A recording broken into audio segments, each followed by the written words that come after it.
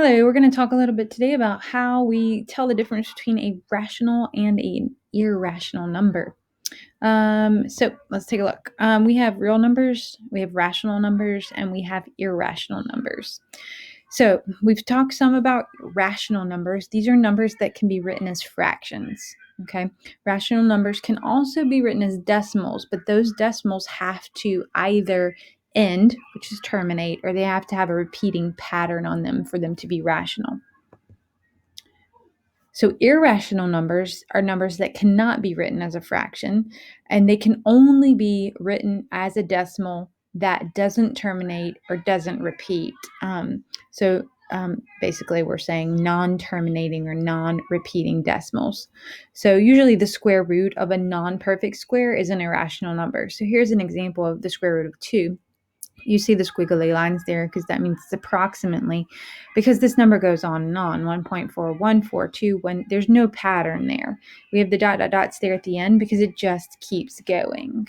Sometimes it is hard to recognize a repeating decimal if you're looking at a calculator, because the calculator cannot show that the digits go on and on and on. Okay, so when we're talking about real numbers, rational and irrational both fall under real numbers. But then within rational numbers, we have integers and we have whole numbers. So let's look at some examples and see if you can identify what these would classify as. So the first one we have is the square root of 5. We should know that the square root of 5 is not a perfect square.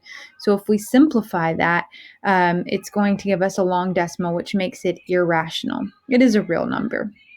Okay, we have negative 12.75. You notice that decimal does end, it doesn't repeat. So that tells us that that is a terminating decimal, which makes it a rational number. And again, it is a real number. You're going to notice most numbers are going to fall under the real category. All right, here we have the square root of 16 over 2. We should know that the square root of 16 is a perfect square. So that would be 4, and that would give us 4 over 2, which would then reduce to 2. So we should be able to look at 2 and identify that 2 is rational, it is whole, and it is, sorry for my little thing there, it is an integer, and again, it is real. All right, so I would suggest you pause this here and try this out. See if you can solve these for yourself and classify. If nothing else, you should be able to classify if they are rational or irrational. If they fall under rational, then look and see, is it a whole number or is it an integer as well? So I would pause the video now and do that. All right, so we have the square root of 9. That is a perfect square, which would give us 3. So we should be able to identify that that is a whole number. It is an integer, it is rational, and therefore it is real. Negative 35.9 is a terminating decimal. It does not go on and on and on. So that tells us it is rational, and again, it is real.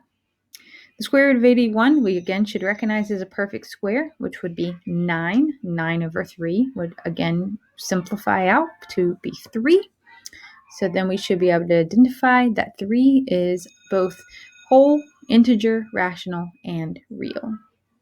Okay, let's look at 2 more here. Square root of 21. Go ahead and pause and solve those 2. So the square root of 21 we know is not a perfect square. Since it's not a perfect square, in your head, that should automatically make it irrational. 0 over 3. If we reduce 0 over 3, what happens? We get 0. Is 0 rational or irrational? It is rational. All right, hopefully that helps you out a little bit with the difference between rational and irrational numbers. Thanks for watching.